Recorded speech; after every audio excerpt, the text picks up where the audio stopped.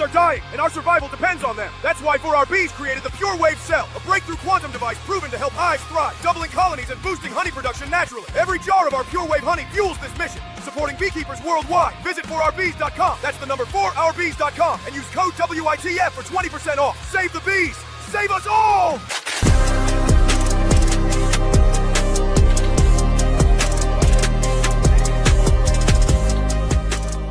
Where in the Folk is not and should not be viewed as a news source. Any names, places, or likenesses mentioned are purely fictional, and any information discussed is purely speculative. Guest opinions are their own and do not reflect those of anyone else. Where in the Folk is not responsible for content accuracy of any stories that are told or what people do with these stories. This show is vulgar, sometimes graphic, and due to its content, it should not be viewed by anyone, actually.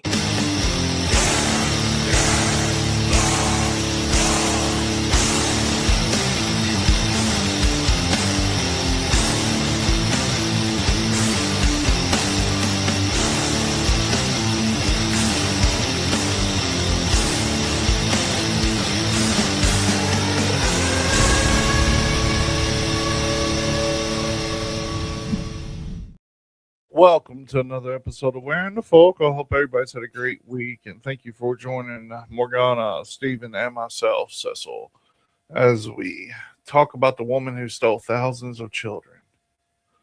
The woman. Hey, Crystal. The woman. Hey, Crystal. Yeah. This is the first true crime we've done in a minute. It is. It really is. Yeah. So, how have you all been doing? It's good. We catch up before the show. Yep. Pretty good. It's been a week, but we've come up on the end of it, so all good. Absolutely. So, like I said, today we're diving into one of the most disturbing stories in American history, a case that many people have never heard of. It's the story of the Tennessee Children's Home Society and Georgia Tann, a woman who built what historians describe as one of the largest documented child trafficking operations in the United States. What's especially unsettling is that it wasn't happening in secret. Now, that it wasn't happening in secret. Judges signed off on it. Politicians protected it. Wealthy families lined up back foot to hill to adopt children from this place, often believing the process was completely legitimate, or so they say. Meanwhile, countless parents spent years searching for children that they believed have been lost forever. And this is the story of the Tennessee Children's Home Society, better known as the Memphis. What is it? The Memphis Children's Home. Children's Home. Yep. Memphis Children's Home. That was it. It's one of those things that you didn't talk about then, and you really don't even talk about now, because at the end of the day, it was trafficked children. Oh yeah. Atrocities. Mm-hmm. Yes. So what it was. Oh yes, indeed. So the Tennessee's Children's Home was founded in 1890. Let's give a little backstory on what it was. With what seemed like an admirable goal, caring for orphaned, abandoned, neglected children. At the time, when poverty, disease, and workplace accidents left many children without stable homes, organizations like this were often seen as a lifeline.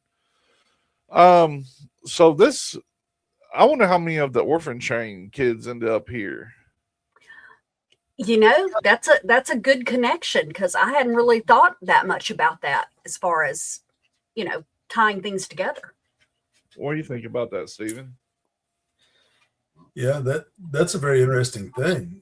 If this is the one we know about and we're aware of orphan trains, how many other cities did this take place in? Exactly. Mm-hmm. It's untelling, because these homes were spread out everywhere in the United States at that point in time, along with the mental institutions. And Landa's dropped in. Nice of you to stop by, Landa.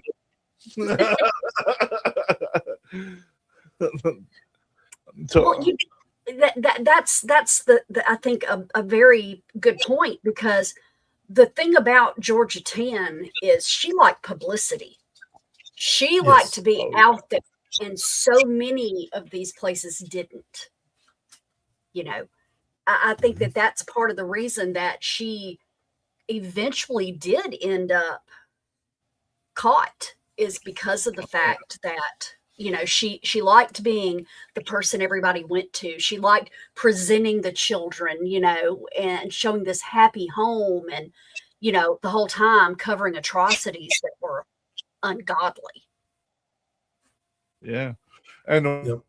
and the way that this place worked, instead of simply finding homes for children who truly had no care for them, and what makes it so crazy of a story is investigators later discovered many of the children passing through the society weren't orphans at all. They had parents, they had grandparents, they had families who loved them. Most of these families were just simply poor. And at the time, poverty was often viewed as proof that someone wasn't fit to be a parent. Wealthier families were assumed to be able to provide a better life. And the mindset created an opportunity for abuse. So, what began to happen in the area and widespread? Children began disappearing from hospitals, orphanages, and struggling families. Just people would show up at the door. Birth certificates were changed. Were told their babies had died or their children were being placed in temporary care, only to discover years later that they had been permanently adopted, sometimes even hundreds of miles away. Yep. The Tennessee Children's Home still looked like a respected charity from the outside, but behind that respected name, something much darker was taking shape, and at the center of it all was one woman, and that was this lady right here, Georgia Tan, who looks like a simple, nice, elderly lady. Grandma. She kind of looks like my grandmother Fletcher. Yeah. Okay. Yeah. I mean, she could be anybody's grandmother. Yeah. And So look at the dark eyes. It's right there in the eyes, though. Right there. Yes, it is. Yeah. Yeah. So with this right here, I mean, we can see some of the legitimacy behind as to part of what they were doing was probably a really good thing for some children. And then it seems like money got involved in it. And just like anything else, when is enough money enough money? That's right. Especially when there's a product, because she Right. wasn't just, she was selling hope to parents who couldn't have kids. Yeah. So like I said, yes, we're going to donate to the children's home because you helped us, have our dreams. So I do believe the majority of the people that were adopting honestly thought they were doing something good, but there's always, okay, I know somebody here. I can help you out. Yeah. It's for me. Yeah. No, go ahead, Steve. Yes, he is. I'm just... It's Cecil. Yeah, it's I'm aware of a couple of cases that I'll say that I'm aware of. I've been told about them and how it worked. One was there was a family. They had several kids. They were poor, and the dad of the family he was more than willing to sell one of his sons to a judge, and the mom didn't go along with it. But I'm aware of that, and I also know of a couple who happened to be working in South America at the time, and because of the economics of the country that they were in, it was not uncommon for a woman to give birth to a baby and then just abandon the baby. So that's how this one American couple, they got their son. They weren't able to have kids. And this baby that had been abandoned, or so they had been told anyway, the birth certificate was made to look like they were the mom and dad. That's how it went. And they came back home with their baby.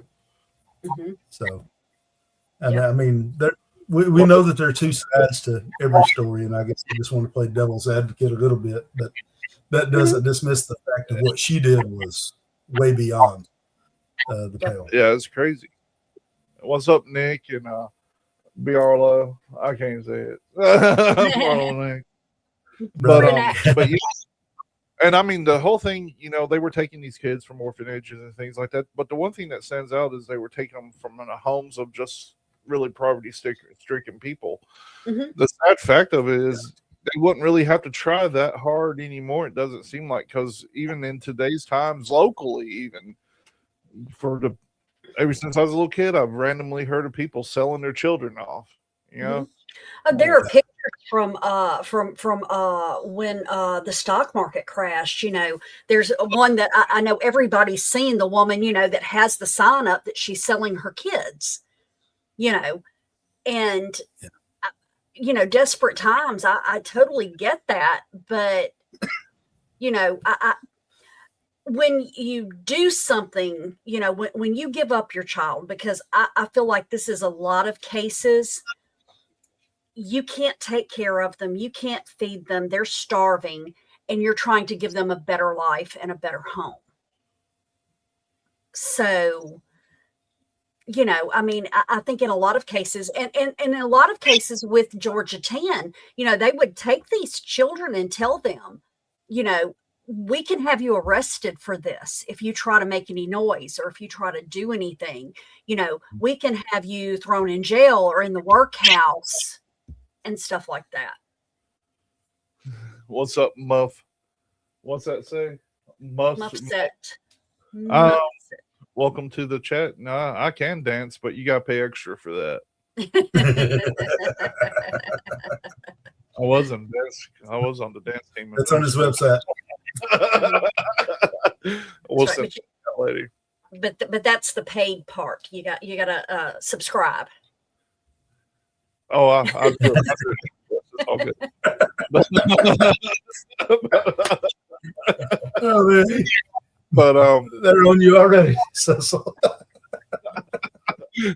Nick, Oh, don't say my.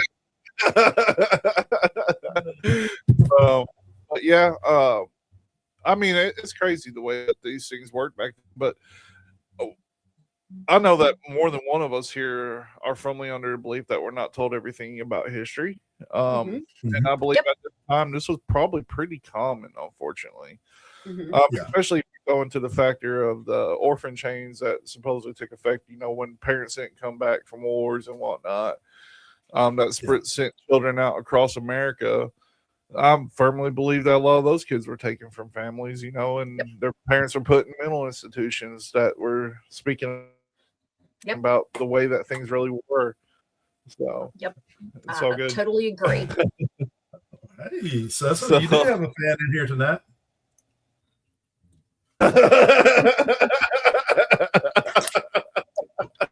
Somebody who has seen your moves. Well, I get jiggy with it and whatnot. Buddy. So that leads us into the type of mindset of somebody that could go into running some kind of ring like this. And Georgia 10 was the head honcho, so to speak. So who was Georgia 10? The woman at the center of this story wasn't someone most Americans have ever heard of, but for decades she was considered one of the country's leading adoption experts. Tan was born in Mississippi in 1891. Her father was a well-known judge, and growing up in the legal system gave her an understanding of how authority worked. She actually wanted to go into being a lawyer, but her father said that's no job for women's. So she attended college at the time when relatively few women did, because of this thing that everybody thought women couldn't do these things. She began her career in social work, eventually finding her way into child welfare. On paper, she looked like the perfect person to help vulnerable children, but colleagues who worked with her described her a very different side. She was intelligent, she was very driven, and incredibly persuasive. She knew how to make powerful people trust her. She also had a reputation for being controlling, secretive, and unwilling to let anyone question her decisions. It sounds like Appalachia, fat lady. Just joking about that. But they're really not. If a shoe goes flying across your screen, we'll know what happened. Right. By the early 1920s, Tan had taken over the Memphis branch of the Tennessee Children's Home Society, and she began transforming it into something far different than its original mission. She believed, at least publicly, that children were better off with the wealthy, educated families, and she felt like they were way better off with wealthy, educated families than poor parents who were struggling to survive. That belief became the justification for nearly almost everything she did. But, there was always that other motivation. What do you guys think the other motivation is? Money. And can I just say something? And, Yeah. and this is just an opinion, but it's mine, and I'm gonna throw it out there. Yeah, she thought that they were better off, but 99% of the children that she took were blonde-headed and blue-eyed, perfect little white kids. Yeah. I mean, So that would have fit right into the Aryan stuff. exactly. Because the children that went missing and that were taken from their parents tended to be very fair, very blue-eyed, because that was the popular look at that time, was this perfect family, because it was falling right at the, where World War I got started and ran all the way up through World War II. So, Yeah. okay. Yeah. That's true. That's true. That's 100% true. And it was healthy infants were in high demand amongst her, especially among rich couples too. At that time, everybody wanted a healthy little white baby with blonde hair, blue eyes. That's what everybody wanted. Yep. Yeah. So that would be interesting because at that time, a lot of the Irish had immigrated into New York. Oh, yeah. I just wonder if there's a breadcrumb there that we might research someday, or somebody could research someday to see if that's where some of these children may have been coming from. Oh, yeah. Maybe. Yeah, everybody wanted to. Everybody wanted. You got to do the woo. You got to do the woo. See, yours are my favorite, Nick. He's allowed to say that because he is one. I figured. Both of my son-in-laws are gingers.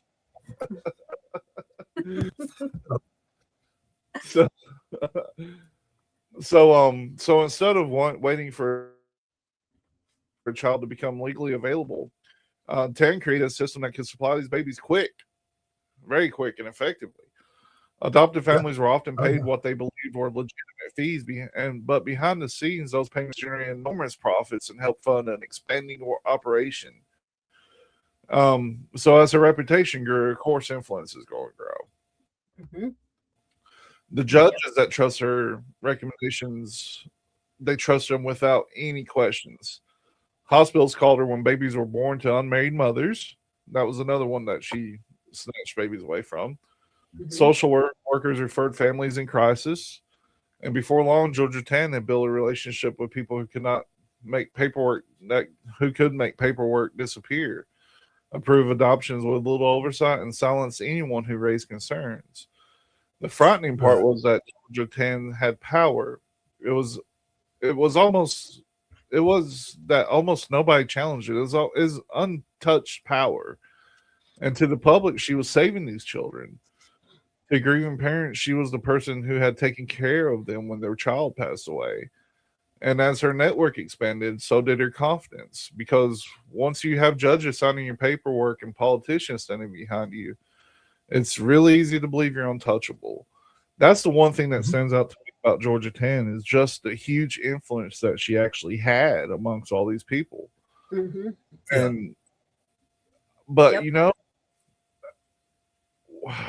how much of a kickback did they get? You know what I mean? Like, what was the percentage she had to pay, or was it a fixed amount, you think? Or, is there like a multi-kid discount? Yeah. Because there are cases where the same family adopted more than one. There are cases where a couple would adopt a brother and sister, you know, because that way they're going to look alike and everything. So, I'm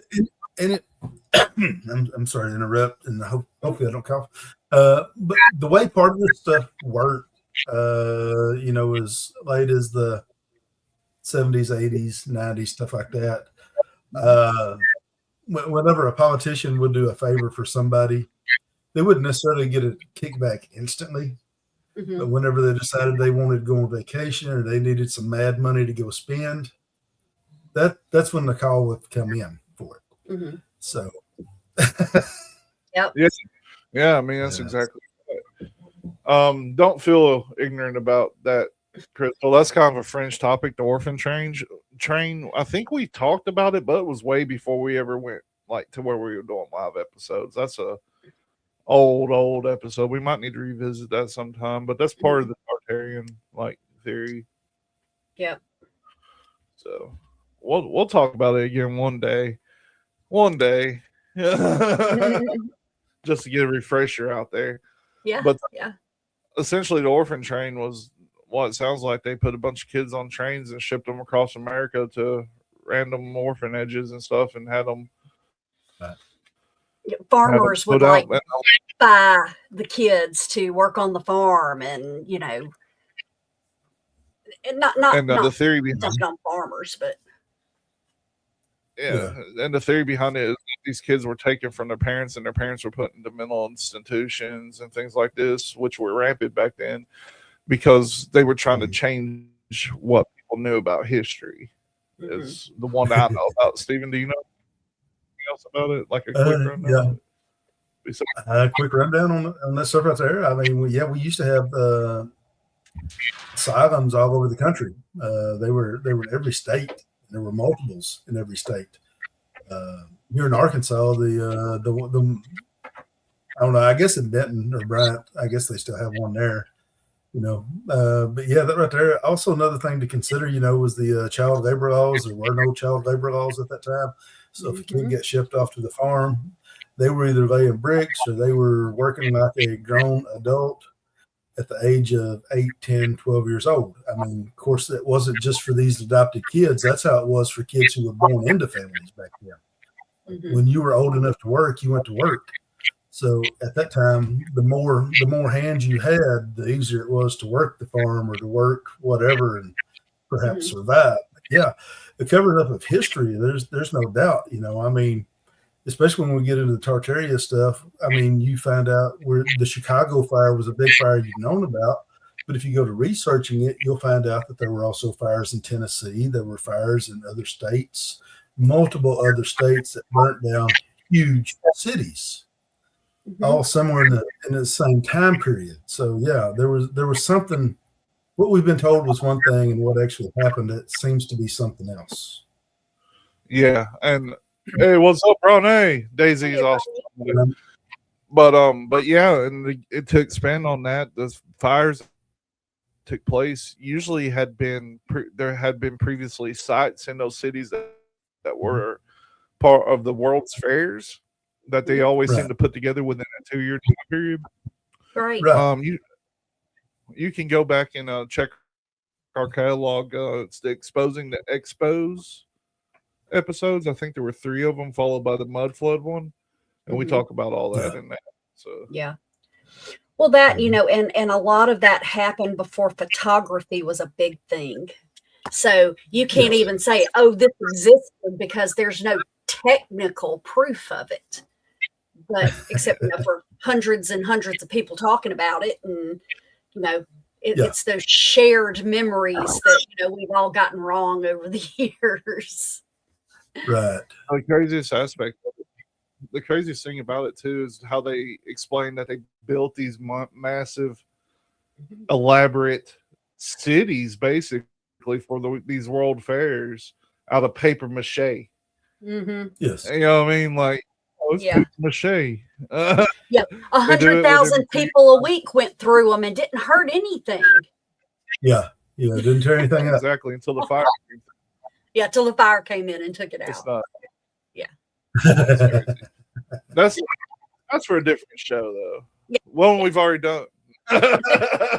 But I wouldn't mind going back and doing it again. I mean, all those older ones could use some refreshing. And, Oh yeah. Right. but yeah, but how how does this happen? How does somebody steal so many kids?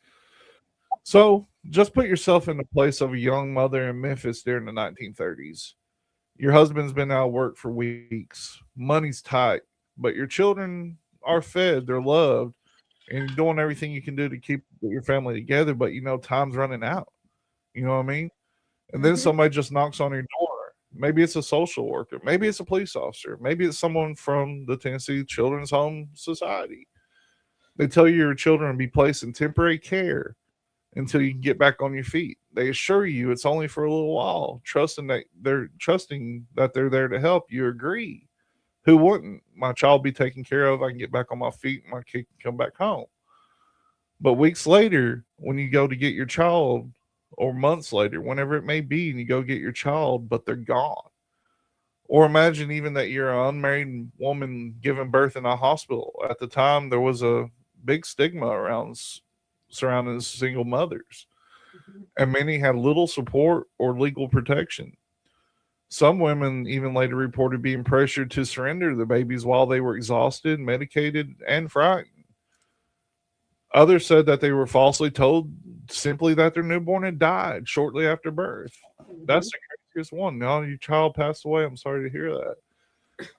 But by the time they realized something was wrong, the paperwork had already been done. Those stories were not isolated incidents. That happened all the time, especially in this whole little area that she was in. Mhm. Hey, what's up? Yeah. Hey, how do they? Investigators later found But- that Georgia Towns up. Oh, go ahead, Steve. I'm sorry. Oh no, I think I was about to cover what you were going to just talk about. Go ahead, Go ahead. Investigators later found that Georgia Towns operation relied on on a variety of methods to obtain children. Some parents were deceived, others were pressured. In some cases, children were simply taken through court order based on questionable claims of neglect. There were also documented cases of outright kidnapping, just straight up stealing the kids. Yep. And once a child entered the system, their identity could disappear overnight. And birth certificates were easily altered back then. Names were changed, records were sealed or destroyed. Thinking about that, my dad was born in 1953. You know what his original birth certificate was? It was a bracelet about that big that said TJ Fletcher and had his parents' name on it and his date of birth. Mm-hmm. Really? Yeah. I wish I still had it. Yeah. Ain't that crazy? It that'd be is. cool to have. Because so many children back then were born at home. Yeah. Some of that stuff right there, when you read about Georgia Tan, and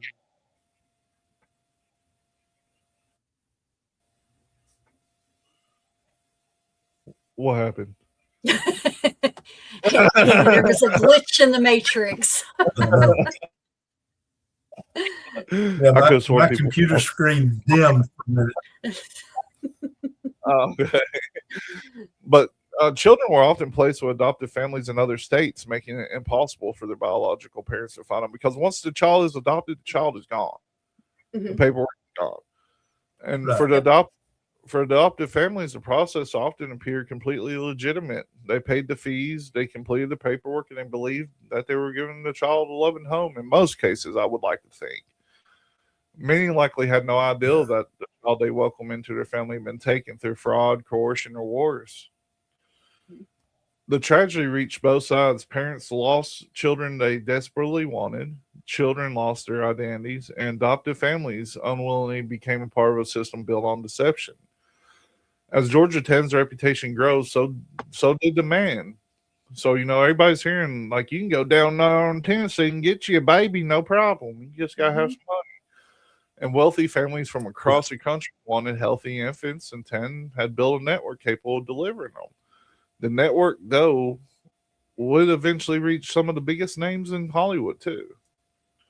So, It seems like, I don't know. I feel like with everything that we see, there's probably still a lot of rings like this to just go under different different disguise. Yeah. So Oh yeah. But yeah, it's just yeah.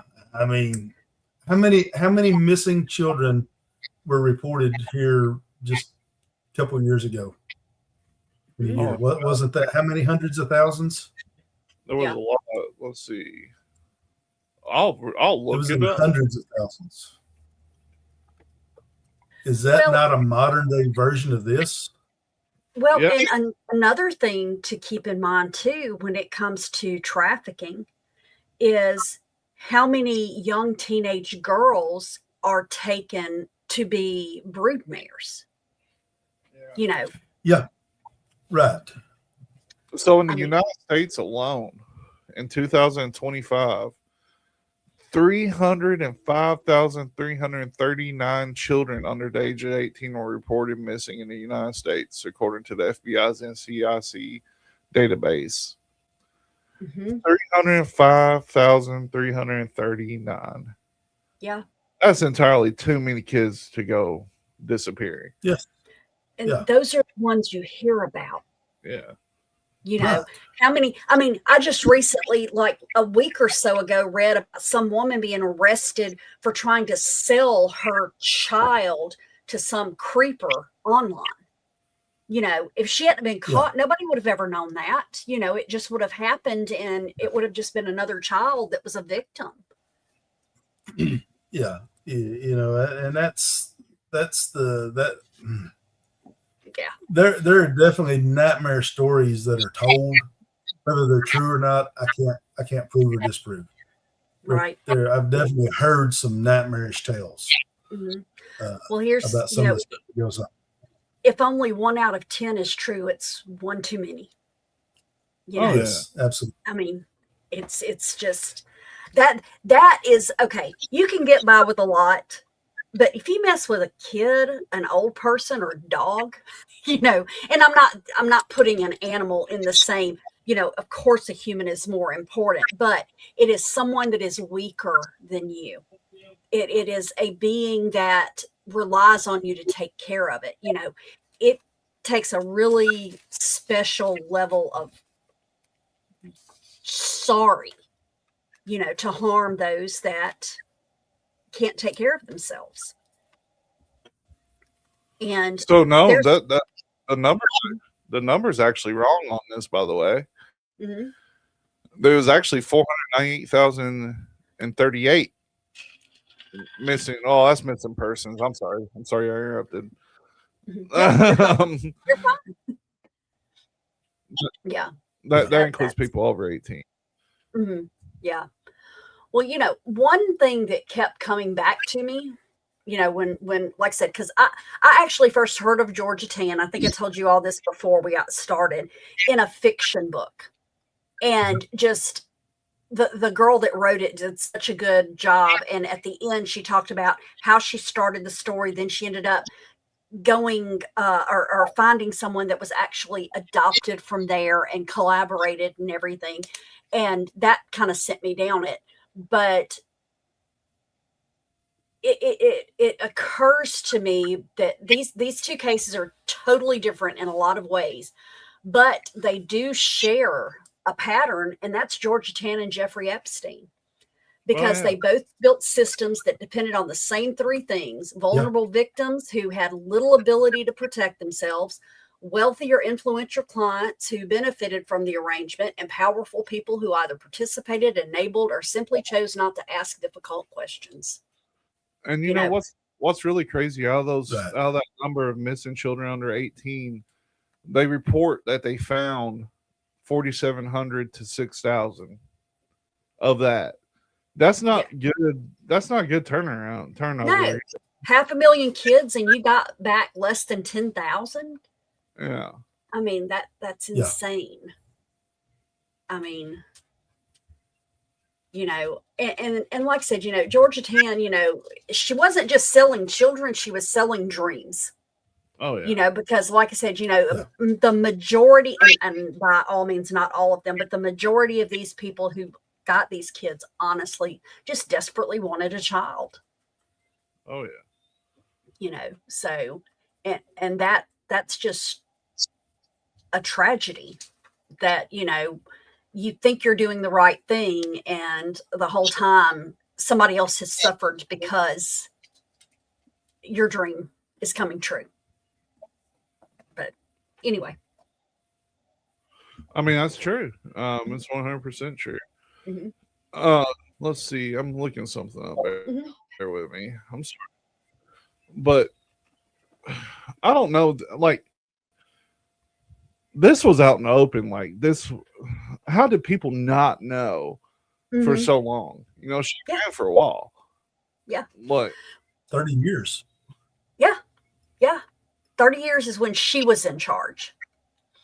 So what probably started out as an actual orphanage that was helping children who didn't have a home and a family, you know, had somebody that had dollar signs in her eyes and found a way to exploit the system. oh yeah, Yeah, absolutely. it seems like, I don't know, there had to be some whistleblowers somewhere who finally had seen enough of this stuff that they just got absolutely disgusted with it and finally started drawing attention to it. Is what it seems like. Mhm. Well, it seems- So I mean, and like I said, it had reached Hollywood, and Mhm. one of the craziest stories that came out of it. So we'll get to that. By the 1930s and the 1940s, Georgia Tan, like I said, had become so well known in adoption that it reached stars and starlets alike. Mhm. Chances were, if you were looking for to adopt a kid somewhere in America, her name would come up. Um, Children were being placed with families all across the United States, and among those were families of politicians, business executives, and like I said, some of the Hollywood's biggest stars. One of the most famous actresses in at the time was Joan Crawford. Now, I don't know if you've heard the story of Joan Crawford, Yeah. but Mommy dearest. Mommy Dearest. We'll get into that here in a minute. But she adopted several children through the Tennessee's Children Home Society. Mhm.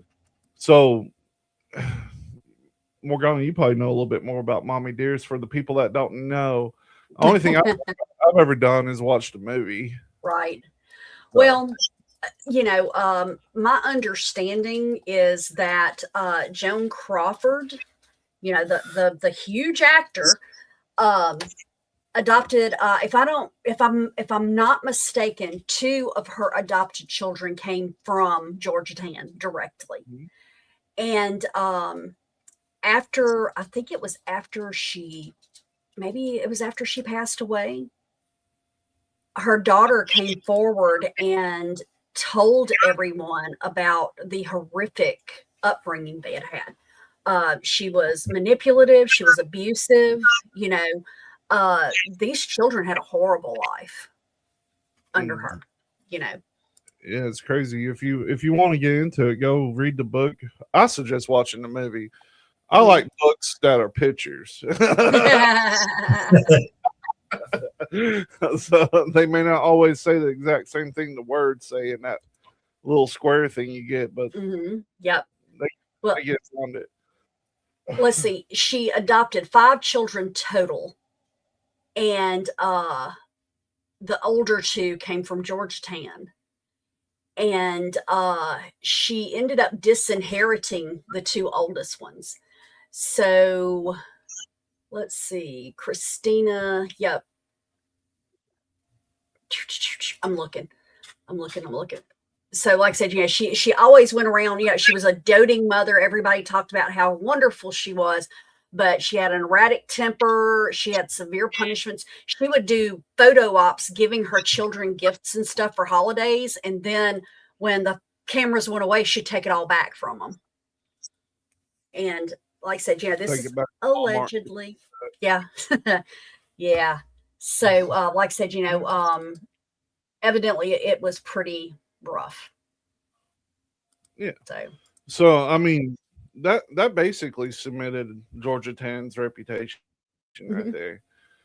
Someone who could connect these families with the children in need. And other celebrities also joined in, like June Allison and her husband Dick Powell, also adopted through Tan's network. Yep. For many wealthy couples, Georgia Tan seemed like the answer to a deeply personal dream. Adoption laws varied state to state. The process could be slow, and healthy infants were difficult to adopt. And Tan promised that that won't be the case here in Tennessee. You just come on down, snatch you one up, and go on home. I just need a few $1,000s. That's right. That's And for families paperwork. Families for paperwork, you got to pay these large fees. Mm-hmm. So they did pay several hundred and even thousands of dollars, or an enormous amount of money at the time, by the way. Yep. While some of those payments covered legitimate adoption expenses, investigators later found that Tan turned adoption into an extremely profitable business. One question always came up when people hear the story: did the parents know that the kids have been stolen?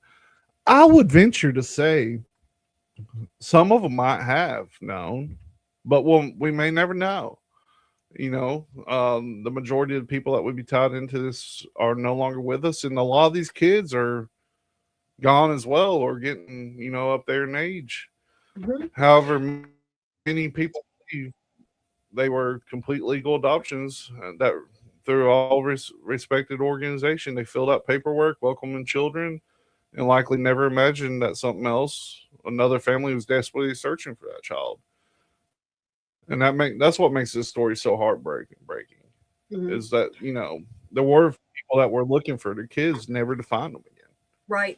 Well, another thing that not everybody knows is in Memphis back in the early 20th century, there were a lot of families that lived on the river in what they call shanties. It's like they lived on the boat and everything like that. And these were the poorest of the poor. And, dad would go off and work, mom would go off and work. And a lot of times the older children were left in charge of the younger children. And sometimes they would come home and their kids would be gone, and okay, you're out on the river. What happened? Did they get loose and drown? Or, in a lot of cases it is speculated that they were probably stolen by the Tennessee Children's Society. 100%. And a lot of these families later learn that the children they've grown to love and been taken care of, for years, were probably taken from biological parents through fraud, coercion, or outright kidnapping. And a lot of those people were good-natured people. I would hope, for the most part, humans are good, but you only hear about the bad ones. So the people that heard about this, they had to reconcile a painful truth that the joy they experienced as a new parent had to come from someone else's loss. It would have been horrifying. Yep. To figure that out. Yeah. And that's you figure the latest ones that say if you had an infant that was at this home, they would be in their 70s now. Oh yeah. From the time that it was closed down, so a lot of these people will never know the truth. Yeah. So by the late 40s, her influence was unstoppable. She had the money. She had powerful connections. She had a national reputation. And she had protection. I mean, there's no way she didn't. But, who were the people that were actually protecting her? She couldn't have pulled it off alone. And one person didn't steal thousands of children over nearly 3 decades without some help. Yeah. So why wasn't she stopped? And it really comes down to Memphis politics at the time. During much of Tan's career, Memphis was controlled by one of the most powerful political figures in Tennessee history, E.H. Crump. He wasn't a governor. He was a political machine. He influenced elections, judges, government appointments across the state. While there's no evidence that Crump directed the day-to-day operations of the Tennessee Children's Home Society, most historians agree that Ten benefited from his political influence and protection. Yep. As long as he remained connected, as long as she remained connected to the powerful people, complaints against her were rarely gained any kind of traction. Another key figure would have been Judge Camille Kelly, who presided over juvenile court in Memphis. Kelly routinely approved the removal of children from their families and worked closely with him. A lot of times, children were declared neglected with little evidence or any kind of due process. And poor families didn't have the money to get an attorney. They didn't have any way to challenge decisions. And most of the time, they didn't really have a full understanding of what was even happening. Yep. And you got to think, too, the hospital staff, doctors and hospital staff had to play a huge role. Mm-hmm. Some alerted. Go ahead. I'm sorry. Because, babies don't just die and then end up in an orphanage. You know, I mean, somebody has to declare them dead. Somebody has to tell this parent, your baby died. Yeah. These people would call Tan and let her know that babies were being born to unmarried mothers or families considered undesirable. And attorneys processed the adoption paperwork, and social workers referred the children into the system. No one involved knew the full extent of what was happening, but enough people accepted Tan's method or failed to question them. That is kind of fishy. I feel like everybody's getting kickbacks. Had to be. Yeah. You know, and back in the 30s and 40s, a $50 payoff was a big deal. Oh, yeah. You know, you're just coming out of the Great Depression. Like I said, you know, you've got world wars going on. So, any little bit would be a temptation to somebody who makes, $10 a month. Yeah, you could buy a 2,000 square foot house for 50 cents. Mm-hmm. Buy it right out of a catalog. Uh-huh. Do that today. Amazon sells little houses now. Oh, nice. Yeah. I don't know whether or not that they're worth living in, but you can definitely buy them. So I've lived in three shit places. and the thing is, it's really tempting to think that somebody like Georgia Tan couldn't exist today, and a lot of the specific methods that she used would be harder to pull off today because you've got modern adoption laws and, you've got electronic records and DNA testing and all that kind of stuff. So the loopholes that she exploited back then, some of those aren't, it wouldn't be as easy to do. But historically, when a large amount of money and vulnerable people and powerful institutions come together, exploitation doesn't disappear, it evolves. Yeah. It finds new ways to do it. It's really easy to say, why didn't somebody stand up? Why didn't somebody ever say nothing? But you got to think about this. The truth is, people did. Parents filed complaints. Journalists looked into her. Former employees questioned Tan's practices. Mm-hmm. But they were often ignored, or because they were overshadowed by her carefully crafted, I'm going to say, reputation. And too many in positions of power, she was seen as someone helping children and reducing burden to the state. But think about it now. We know all kinds of this crazy shit is still happening. And people every day are putting stuff out for millions of people to see. Online. Back then, this wasn't an option. It might, it had to get through to, if a journalist was writing an article, it had to get through 3 or 4 steps before it could go into the newspaper. Now everything can just go straight onto the internet, but we still deal with it. You know what I mean? Mm-hmm. That's right. That is exactly right. So, I'm trying to think of the woman's name who was caught trying to bring kids back from Haiti, and she was actually at the head of some kind of Christian organization for children's group. It's kind of, you mean the president over the Amber Alert too? What was her name? Yeah. What was her name? I can't think of it right now. I will look it up. This person was charged in Haiti. I can't remember her name, but she was charged in Haiti with trying to kidnap like 20 or 30 children. Yes. for the Clinton Foundation. Then when she came back, they put her in charge of, I think, the Amber Alert system. Something. Laura Silsby. Silsby. She was the Idaho-based missionary who made international headlines following the devastating 2010 earthquake. She led a group of 10 Americans who were arrested and charged with kidnapping after attempting to transport 33 Haitian children across the border into the Dominican Republic without proper authorization. Mm-hmm. Yep. Yeah. See, I mean, she was the head of a Christian organization. Mm-hmm. I mean, there's a so I mean, just because it's a group or whatever that you think you can trust doesn't necessarily mean that it can be trusted because who's in charge of it. Mm-hmm. Exactly. Well, that's something that I was having a discussion with this week with somebody. There are horrible people in every group. It doesn't care what religion you are, what sex you are, what race. Everyone has horrible people.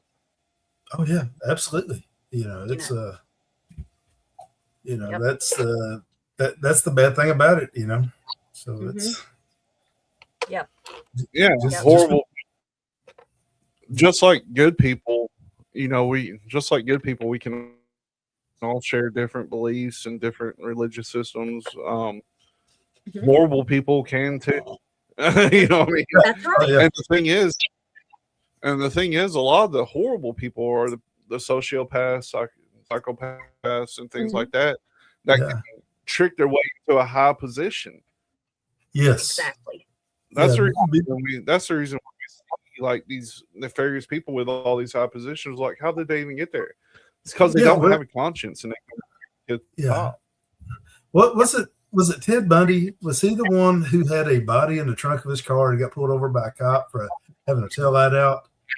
Not only did the cop not do any further investigation, but he didn't even get a ticket. He talked his way out of a ticket for having a taillight out with a body in the trunk of the car. Yeah. Yep. There's your. If you're going to be an actor, do it. Yeah. That tells you the type of talents and abilities these people have. Oh yeah. Okay. Whenever you don't have a solid conscience telling you that something you've done is horrible and bad, you can persuade anything because you don't have anything holding you back from speaking just fluently bullshit. You know what I mean? Yep. Like everything you say sounds like gospel. It's crazy. Yeah. Yep. But this whole thing ran for decades, and small failures added up to one of the darkest scandals in American history. Eventually, though, the political landscape in Tennessee did begin to change. And for the first time in years, Tan found herself without protection she relied on. Yeah. So, what happened? What caused the fall of Georgia Tan and the legacy? So, by 1950, her carefully built empire was beginning to crumble. That year, Governor Gordon Browning returned to office after campaigning against the corruption that had long plagued Tennessee politics. One of his first priorities was to investigate the Tennessee Children's Home Society. For the first time in decades, political protection surrounding Tan just disappeared. That had to be a heavy weight on her when he got voted in, huh? Right. Yeah. When everybody headed for the tall grass and she was left out there alone. Yeah. Mm-hmm. But how long do you think it was before she honestly thought they could touch her? Oh yeah. By this time she'd built this mindset that I can do anything, I can get away with anything. Mm-hmm. Because I've got all the receipts. Mm-hmm. And she probably did, but it's a proven fact that rats will abandon ship. Oh yeah. Mm-hmm. Now, state investigators uncovered evidence of fraudulent adoptions, altered records, financial misconduct, and horrifying conditions inside the society's Memphis home. Reports described overcrowding, neglect, and children who had unfortunately passed away while in the society's care from illness that was often preventable with proper medication. I don't even know how many they found. Do you guys know how many they found after everything They happened? found 19 in the cemetery that was on the property, but they estimate roughly 500 deaths, and state investigations and historical documents strongly support that estimate. That's crazy. Yeah. I mean, No. there were, because she hid bodies, and it was known for abuse and malnutrition and disease outbreaks and absolute abuse. There were stories of the children themselves being, abused by male employees of the center and everything. So, like I said, I don't think we'll ever know the exact number, but over her career from what was it, 24 to 50, so 30 years roughly. Yep. They said that she took over 5,000 children. That's 166 children a year. Yeah. That went through. That's so wild. Mm-hmm. And what really irks me about this whole thing is the fact that before Georgia 10 could face any criminal charges, something unexpected did happen. On September 15th, 1950, out of nowhere, she died of uterine cancer at the age of 59. She never stood trial, and she never answered for what investigators had uncovered. And luckily, a few months later, the Tennessee Children's Home Society was permanently closed. But for families, of course, justice was never really found. No. The parents spent years searching for children who were never found. Mm-hmm. Children grew into adults not knowing their real name, where they'd been born, or why they had been separated from their families. Some wouldn't even learn the truth until decades later when advances in DNA testing came along. One of the most well-known people connected is Ric Flair. Mm-hmm. He was adopted as an infant through the Tennessee Children's Home Society right toward the end at 1949. Yep. He didn't learn about his original history until he was an adult. And so that's when renewed interest in this came to pass, was when he figured all this out, because he's a huge wrestler, famous as hell in the 80s, 90s, and 2000s, and now really. Yep. Whether you're a wrestling fan or not, everybody knows the name. Woo, yeah. But historians do estimate that more than 5,000 children passed through Georgia 10's network. Though the true number will never be known. Our records were falsified, destroyed, or just never created. I mean, how many kidnapped kids? The kids that were kidnapped just never had any paperwork. Mm-hmm. Yeah. Yeah. Well, that, and as an adoptive parent, when all of this came out, one, you've invested your time, your love, everything into this child that you probably thought you were legally adopting. And two, if I say anything, they're going to think that I was part of this. Mm-hmm. So like I said, I understand why most parents just never said anything. And, up until more recent times, most children that were adopted never were told they were adopted. People hid the fact that their children were adopted. Because, you hear all the time about grown kids finding out when they get DNA tests done, oh, crap, these aren't my parents, because they were just never told. So. That's so insane, ain't it, though? I mean, really, like, more than 5,000 passed through the doors. I would say estimates probably, you could probably throw another 1,000, 2,000 on that. Oh, yeah. Generously. But that was over a 30-year period. You know what I mean? Now we're seeing children, and this was just one place, by the way. Mm-hmm. Yeah. And of course, the population of America was a lot less back then, so the percentage is probably still there. But that really leaves me in fear of where the kids are now, because now there's not these homes. We don't have these homes. They just simply fall off the face of the earth. That's what it looks like. Yeah, that's in recent times, I can speak for Arkansas anyway. That's instead of sending children to a children's home or something like that, the state, they pay families more money to keep their own kids. Is basically what happens now, whether it's a good environment or not. Right. If there is a family member available, that is their first option. And I get that. I would much rather, God forbid, something happened to one of my kids. I want them to call me. But not every family is that a good thing, No, it's not. Some kids are just in horrible home environments. That's just the simple truth of it. Well, and there are even, like I said, I think that Georgia Tan, the scale of hers is not something that you're going to see a lot, even though I agree with Cecil, that there were, dozens to hundreds of these places that we've never heard about and will never hear about. But hers was just so huge, I think is why it had the impact it did.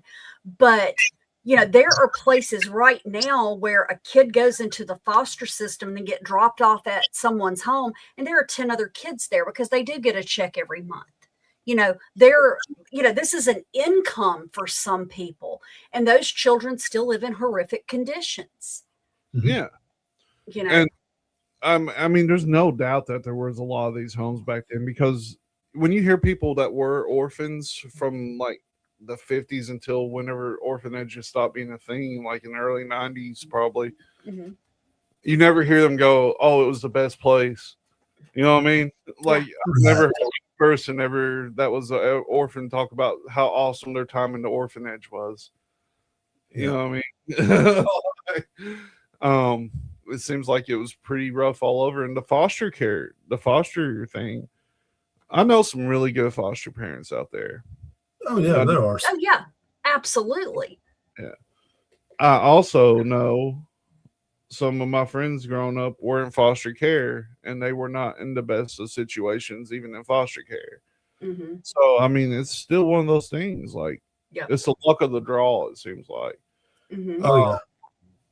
More often than not, nowadays, I hear the better side of foster care. Just because I don't know why. I'm sure that there's still horrible places out there, but the people I know that do it, it seems to be pretty solid. Yeah, I know a few people who actually act as foster parents and everything, and they're wonderful, and I know somebody that has children that when her kids got older, she started taking in foster kids. I know a couple who were never able to have kids, and that's how they dealt with that. They took care of foster kids, but I agree that, that there are horror stories out there even today of, some of these kids and what they go through in the foster system, and the thing, I know everybody wants babies, but, understand that some of these kids, lose their parents when they're, 8, 10, 12 years old. They still need loving homes and everything. But, and one, as we've been talking, I've been looking at other, like I said, Georgia Tan was huge, and there were still other places around the same time that were doing the same kind of criminal enterprises, as it were. There was one in New York called Louise Wise Services Adoption Agency, and what they ended up doing, they were involved in the identical twins study, where twins and triplets were intentionally separated at birth and placed with different families without informing anybody involved. And the goal was to study nurture versus nature, and said that the ethical violations were just staggering, when it came to light. Some of the studies have been done, it's I don't remember. I'm not even sure which country it took place in. But some of the experiments that have been done that I've heard about, is where they would take the babies in an orphanage situation like this right here, and they would feed them, they would change their diapers, they do all that right there, but they would never speak to these children. Yep. And it was amazing how many of those children did not survive for very long at all, because there was really no human interaction. Right. And we need that as humans. As much as I hate people, even I know that the reason that I'm where I'm at now was because I was raised in a loving, caring environment, and that matters. Yeah. You know. So, Yeah, and I agree. then there were the Catholic run mother and baby homes in Ireland, where unmarried women were pressured into surrendering their children. And there are really huge infant mortality rates and practices, from that. Because, like I said, they became almost like a baby making factory. Yep. So it was terrible. Yeah, and I would really hope that things like this don't happen that much, but there's so many missing children, and the only thing that I can think of is the trafficking ring is worldwide now. Like I can't disappear here in Kentucky and be in another country in a day or two. Yep. It's really wild. Yeah. Yeah. With that right there, with that many children missing, I just can't imagine there's a good outcome for all of them. No. Probably not for any of them, to be honest. No. But because, even though that some of those are runaways and things like that, and they leave for very good and very valid reasons, but what they end up in isn't a lot better than what they left. No. Because like I said, there are predators everywhere, and Yeah. predators that's their entire goal is to find somebody they can manipulate, hurt, or control. Right. Yeah. And I mean, it's to me, I honestly hate to see the things that are taking place. If you've ever watched any of the videos in some of our big cities where there's a fentanyl epidemic, Yeah. those are just heartbreaking that these people are in that condition. Yep.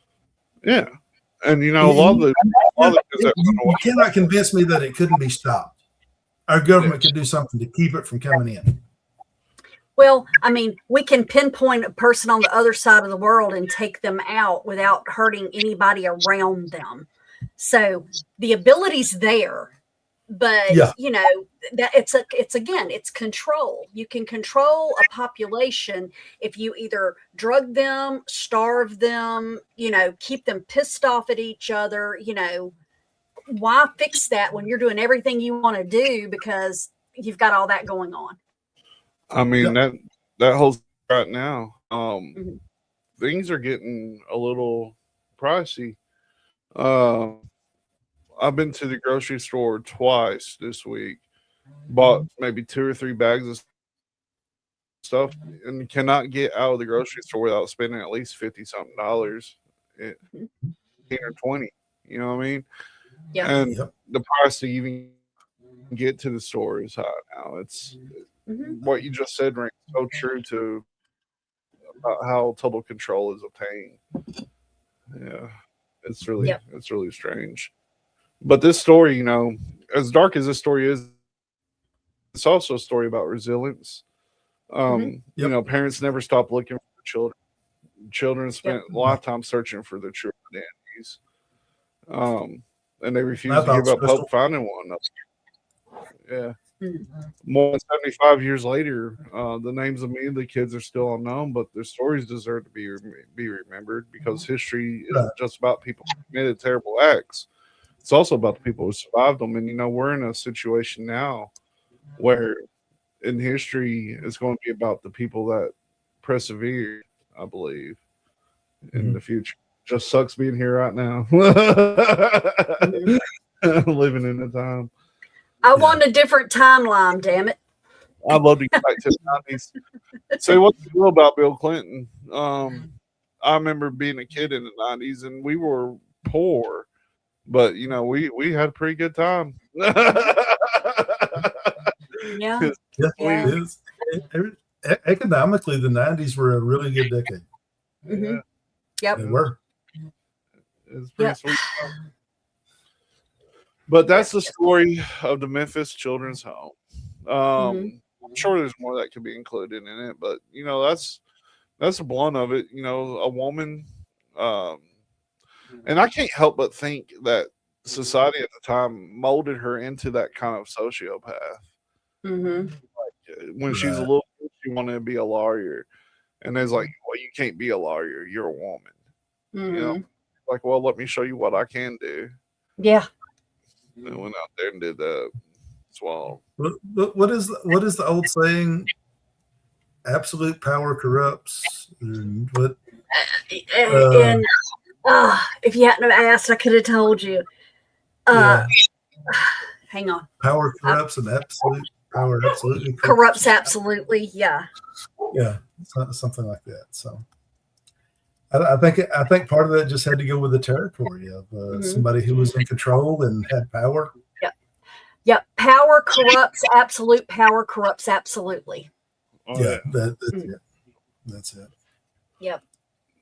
Crystal, you're absolutely right. The government has always kind of made money on the drug trade. Mhm. I don't know if they were actually making money, trying to make money during the crack epidemic, because it seems like they just kind of handed it off to like certain people, like Freeway Rick Ross talks about it. The real one, not the rapper, not the prison guard that stole his identity. But there's no doubt the CIA was involved in the crack epidemic that ruined so many of these neighborhoods. Mm-hmm. Back in the 80s, 90s, 70s. And meth. That was one of those things that was created in Germany, wasn't it? Oh, yeah. The Blitzkrieg, the SS, for the SS. Yeah. Yep. Stamina and everything else, right? One of the first times I ever heard about somebody talking about Hitler doing meth.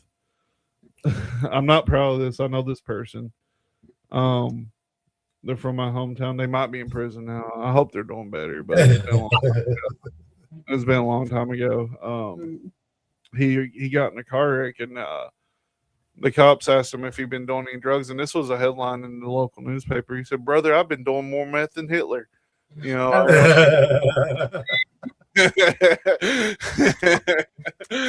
So it was and yeah, I agree that there's a lot of money being made off a lot of what we consider nefarious. I mean that like I said again, it's control. You can if you keep people either out of their minds or so desperate that they'll grasp onto anything. And I agree with you, Cecil. Times right now are scary because people are getting desperate.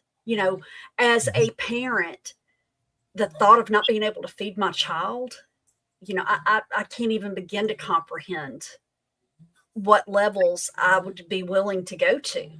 And what's even crazier is like it's not even just the financial burden of things. Mm-hmm. It's crazy shit. Like right now in Kentucky, you can eat you can eat a piece of lettuce that will give you the shits that were only imaginable during the wagon train era. Mm-hmm. Yeah, like I saw something today about don't eat it Taco Bell lettuce in Kentucky. Yeah. It's a parasite going around. Like things like that. Like just this crazy, unimaginable shit. They're like, you want to eat healthy? Well, you better not eat healthy because you're going to get the wicked shits and you may die from it.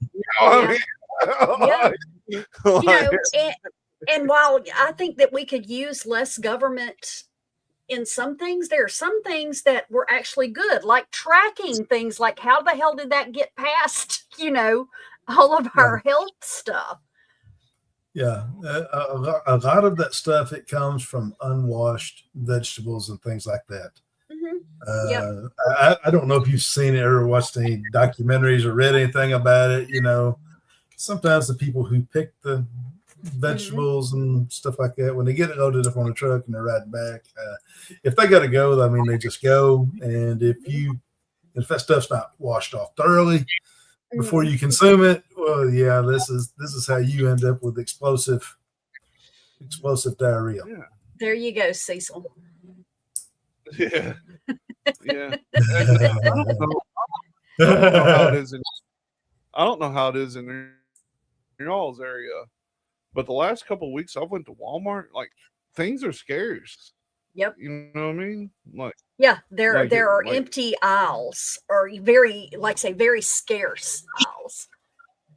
Really? Yeah.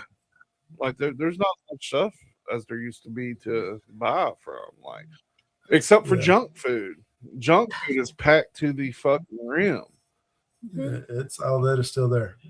Yep.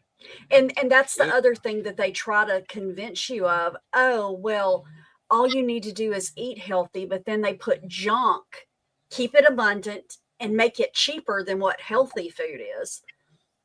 I mean, I actually got into a knockdown drag out with somebody one time because they're like, well, it's not that expensive to eat healthy. Well, I don't know where the hell you're shopping at, but you're crazy.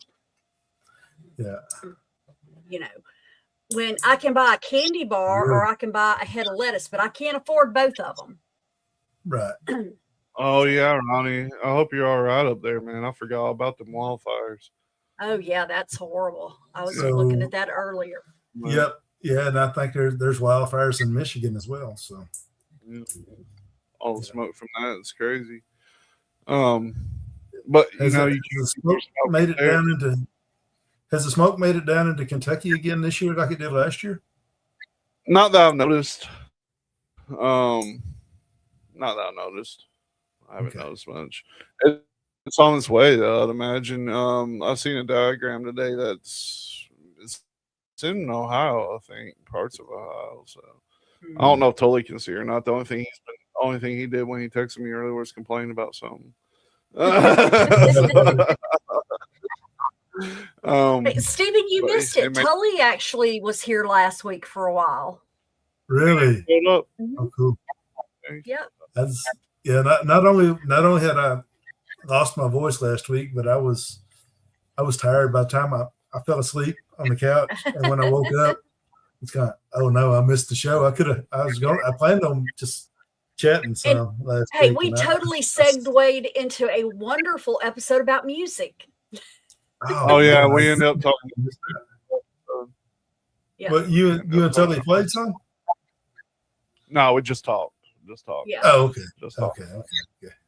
But it just came up on whether or not Tully liked grunge. And then he got on. So, it's like, okay, well, we can get deep into that. Which, like I said, Cecil and I had already moved into music, and he just happened to get on. And we just, you know, we do have some cool stuff coming up. Crystal, I have your girl on my list. Now I can't remember her name, but anyway, the nurse. Oh, Oh crap! Well, it starts with a W. yes. Wanda. No, the last name starts with a W. Yeah, this last name starts with a W. Yep. So, and like I said, you know, I don't know that we'll be able to do an entire, Watlaufer, or there you go. I don't think there's enough to do the entire thing on just her, but there are several others that were doing the same stuff that she was doing. So I think we can make a good episode out of it. She was like a what would that be called? The Angel of Mercy, so to speak. Angel of Mercy or the Angel of Death Angel or whatever. Yeah, there you go. Yeah, there was a former president's mother who was accused of that as well. Even a book was written about it. Okay, cool. So see, like I said, I have a feeling, like I said, we're gonna get several in there for that because, like I said, there have been several really well documented cases. Yeah, we did. I tell you what, I'll look up the book that was written about it now. I'll send it to you, Morgana. Okay, awesome. We did a episode over somebody like that once that was actually worked in the town that I live in. Oh yeah, Chris was talking about it right now. We did an episode over Donald Harvey. They suspect that he murdered probably like 30 something, if not more. We did an episode about him a long time ago. I was gonna say that was prior to me meeting you all. That might have been bipolar teddy bear, even. I don't know. So see, we could definitely segue back into 87 people, what she said. 87, wow. I'm pretty sure. But yeah, they, I don't know if that's why they called the hospital here Murder Mount, but I believe it is. Oh my God. That's the craziest thing. If you call the old phone number for Marymount Hospital, Marymount, London, KY phone number, there is a strange recording. Crystal, if you know anything about this recording, drop it in the chat. This is weird. I might call it just to show you if it's be my luck. They changed it recently. Oh wow. Yeah. Wow, Ronnie, that's crazy. Hey, Ronnie, want to be a special guest?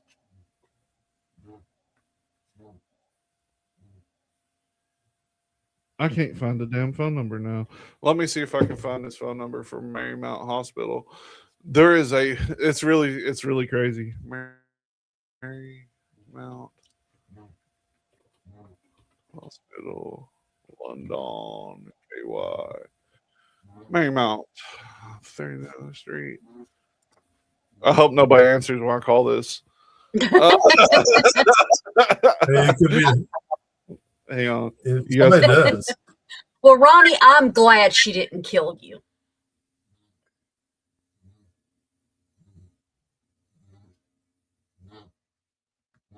I'm going to put it on mute just in case somebody answers. I'm going to be like, sorry, wrong number.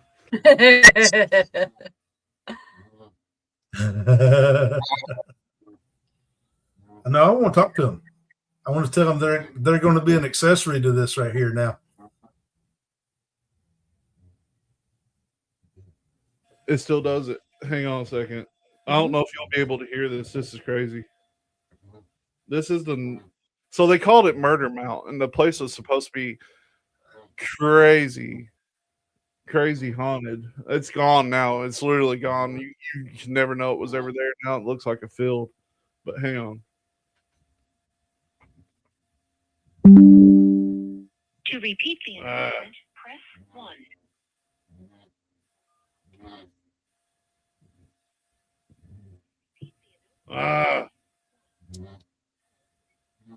Operator, press 0. Here. Did you hear it? Yeah, a scream.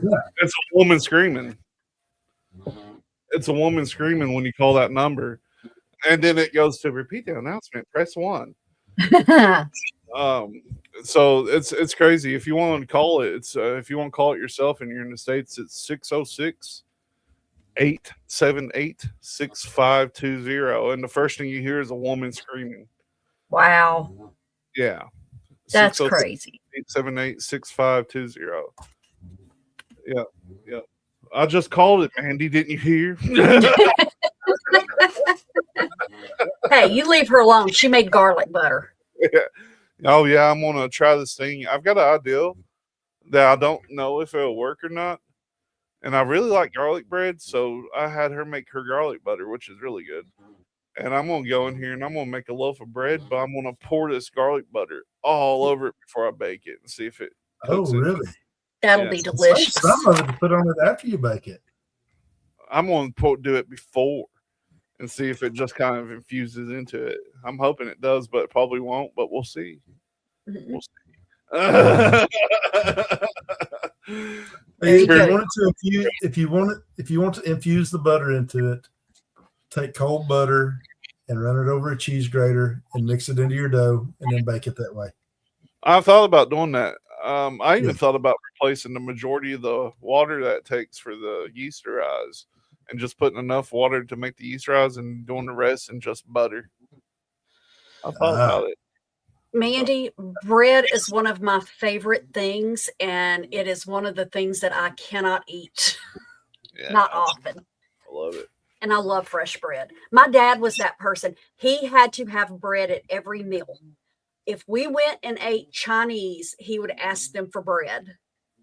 and it could be just a piece of what he called light bread, just bread out of a loaf like you make sandwiches with. But that was his thing, was bread. So but we've gotten to where, like, the pizza I make, I don't Mhm. want to toot my own horn, but I like it better than anything you can buy. We've not bought a pizza since I started making pizza here. Mhm. Um, You can't beat it. so And I have not tasted it, but it looks beautiful. Every picture I've good seen stuff. of your pizza looks really good. So Yeah, that's all. my Mhm. heart lies in pizza making. It was my most favorite job I ever had was working in a pizza place. I loved it. Loved it. But Don't make anyway, me feel like trash. um, What? it don't make me feel like trash. Yeah. Like, we was eating Domino's and stuff like that, and the next morning I would have like a pizza hangover. I think I've talked about it, like where my head Mhm. hurt, it's pounding, I just felt groggy. This stuff, when we eat this, it doesn't feel anything like that. Mhm. Nothing like it, and it's Well, bigger too. that's I make but 18-inch pizzas. but it doesn't have all the crap in it. That and that's what I mean. I don't bake as much as I need to, but it's kind of like with me with eggs. Everybody, oh, you've got chickens, you're going to have cheap eggs. Okay, that first egg cost me about $1,500 because by the time you get Yeah, them to be big enough to lay eggs, but I know exactly where my eggs come from. I know what my chickens have consumed, and I will never regret doing it. yeah, and the startup is high, but you'll Hmm. have them forever, and chicks are very cheap. Yes. Buying chicks is Yes. cheap. So, like, if Yep. when they die off and stuff, you just go get more. Yeah. Or you buy an incubator and make your own chicks. I Yeah, haven't gotten there yet, but I mean, we've got 8 that have been laying for about a year, and I've got 7 that they laid their first one today. I was so tickled because it's nice. green. So I wish y'all were I closer so I wanted to could give get y'all chicks. eggs. Mhm. I wanted to get some chickens, but Mandy was firmly against it. But then she's like, "I like to have a pig. I like to have a pig." Yeah, I'll stick with chickens and rabbits. So, If we ever did get a pig or cow, I'd go out there and the cow would be wearing a little bonnet with a little mhm. bell and be named something crazy like Dandelion and or something, and we wouldn't be and allowed to they'd be kill it or do named. anything. Yeah, exactly. My dad used to do. He would get a pig or a calf to raise to butcher, and he'd come home, and Mama would have it named, and we'd be calling it the calf named Baby. And he's like, "You don't name livestock." so, No. so yeah, I have a very strict rule about that. You don't name livestock. So, Yeah, we do have a um, lot of wild animals around here. A lot of mhm. rabbits, actually. We have so many rabbits in Really? our yard now. But fun fact, I haven't been able to cut my grass because my spindle ripped through my mower deck, so I have to fix that this weekend, and get my grass cut. But I've Ooh. seen so many rabbits since the grass has been getting a little tall. It's crazy. And my big dog sees them as a snack, so every time he goes outside, he his neck trying to get to him. He's wild, man. Uh, Yep. but we don't really have much to push. I don't anyway. Do you guys have anything going on? Not right now. Yeah. Everything's in a holding pattern at this particular moment. But hold on a minute, Crystal. I'll show you. I'll show you my eggs. Same thing. Landa, I really like your uncle, even though I never got to meet him. I like your uncle. Um, we do have the merch store. Go check out the merch store, and you can get there by going to linktree.com/wearing the folk. And the first link will take you to the merch and buy a shirt or something.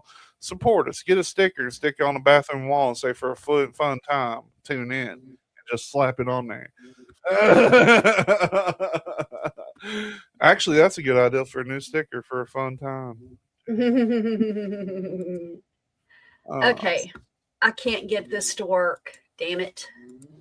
why is it not working for you? I was having problems with my computer earlier today, so I started resetting a bunch of crap, and I think I reset more crap than I needed to. So, But we'll show the pictures of the eggs next time. yeah. There you go. I would like to. I like to get something set up to where I have enough goods to trade for eggs. Mm-hmm. Like something that I could grow or do something here to where I could find somebody that has eggs and trade with them. That'd be fun. Oh, Yeah, we have a little new age shop that is in a town over from us, and she does that once a month. She has like a free trade Saturday, and you bring your stuff, everybody else brings their stuff, and you just barter. That'd be fun. I Mhm. mean, Crystal, set that up in London. Let's get that set up. I never spent a whole lot of time around Atoka, Landa, but yeah, if he'd have been around Rat Tan, Rat City, good possibility I might have met him back in the day. That'd be fun. Okay. Oh, those are wild looking eggs. They are. Hmm. But I'm still not showing them big enough. The blue. Yep, I've got blue, and that little bitty one is the one I got today. It's green, and then I got speckled brown and dark brown. I do not have any white eggs. I'm going to Your go ahead and chicken- say I've never seen a blue. Mhm. I've never seen a blue nor green egg. Yeah, they're cool. And that's part of the reason I bought those particular chickens, because they had blue eggs. That's I always wild. thought Dr. What do Seuss you was just making it up. No. And Yeah. the green one, they're called an olive egger. That's the type of chicken they are. And they can go from light green like that all the way up to olive green. So I'm hoping I get an olive green one out of that. Yeah. That's nuts. See? I thought they came in brown or white. I never thought they came in Nope. other colors. No, they Huh. come in blues and light greens, and yeah. See, y'all need to move to New Orleans, and you'd be close enough that I could come and bring you eggs. I think this summer is when we talk Mandy out moving south. I think we're looking for north. I'm gonna tell you what, it's insane. I have every day that I have left work for the last week headed home, it has been 100 degrees. Mm. I I hate summer. think we had rain 4 out of 5 days this week. Yeah. Yeah. No, We've had rain, but it just makes it like I walked outside today after it rained here, and like I didn't sweat, but I was still wet when I walked back in. You know what I mean? Like it's just so humid. It's like walking into it's crazy as well. Mhm. Yes, you're getting That's- Arkansas humidity from Texarkana to Memphis. That's what the humidity is in Arkansas. Yeah. I was, England's having some super hot weather right now for them. And so a reporter was asking people in England, do you think Americans could survive a British heat wave? And they were like, oh, God, no, they just die, this, that, and the other. And then some guy that was actually from there, he goes, okay, I've been to America. Y'all have no clue, because it was like 85 degrees there. That was their heat wave. And I'm like, man, 85?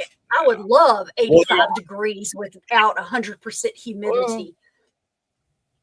Well, they don't have air conditioning, so I guess you can't get away from And it. that's- But yeah. I mean, 85 is a day out. It's just a day out. Yeah. 85? Is a 85. heat wave? Yeah, That was the heat wave. over there it is. Yeah. And I guess if you're used to it being 65 this time of year, that is pretty hot without air conditioning. But I mean, yeah. 80. We're still running 85-degree temps in late November here. Mhm. Yeah. Yeah. Yeah, Don't know. exactly. That's what I tell people. We have here's exactly how it goes. We have fall, winter, spring, summer. Our other seasons are this big, and then we've got summer. Now in Kentucky, we get all 4 seasons. We do that. They might not Mhm. last the same amount of time, but Yeah. they show up for a little bit. Spring I about know. 10 days or something. Yeah, No. No, we got snow last year, and it shut down the whole damn coast because we just don't get that kind of weather. No, we got ice. We had like 3 inches of ice that didn't melt. Mm-hmm. I showed y'all the video there. Oh yeah, yeah. Yeah, I'm talking this. We've never had ice like that. Well, I can remember one other time in my life when we had ice like that. Mm-hmm. You can't. That's manufactured ice. It really is. Yeah, I mean that's different there. That's now usually here in Arkansas we'll have a week or two of winter, then we'll have a false spring, then we'll have a little more cold weather, then another false spring, and then we'll have a lot of times we'll have another false spring, then spring for a week, and then it goes summer. Mm-hmm. We do that. Yeah, at the end of summer, it's like, we'll get fall for about 2 days, and then Indian summer, and then so. Yeah, we'll get fall for like a weekend or something like that, and then the next thing you know, it's back to mid-90s. So, yeah, and that'll be in October. Yeah, that's that's when we'll have those 45-degree variations in temperature from daylight to night. That's it. Bring shorts and a sweater. That's one of my favorite things around here is whenever it changes degrees like by 50 in a single day.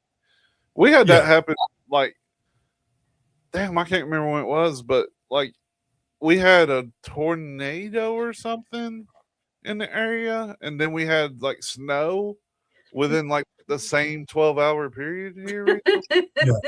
Yeah. It was crazy. A snow-nado. It was hot and then it was cold. Like, but anyway, but yeah, thank y'all for tuning in. Next week we'll be back with something. You'll find out. It'll be a surprise next Friday at 8 p.m. Eastern. Lee might be here. Totally might not be here. I might be here. I might not be here. Somebody might be here. I don't know. I'll be here. Yeah. I just hope I'm still healthy. So. Yes. I hope you are too, brother. I hope you stay good. And so tune back in next Friday at 8 p.m. When Tully was talking about doing a weekend episode, but I don't know when. I don't know what day. I'm just kind of floating here. So we'll keep up with the Twitter. Follow us on Twitter. We're going to set up a nice Facebook page for us. Follow us there. And you'll find out what the episode's about probably day of. So thank you all for watching us, because we are watching you.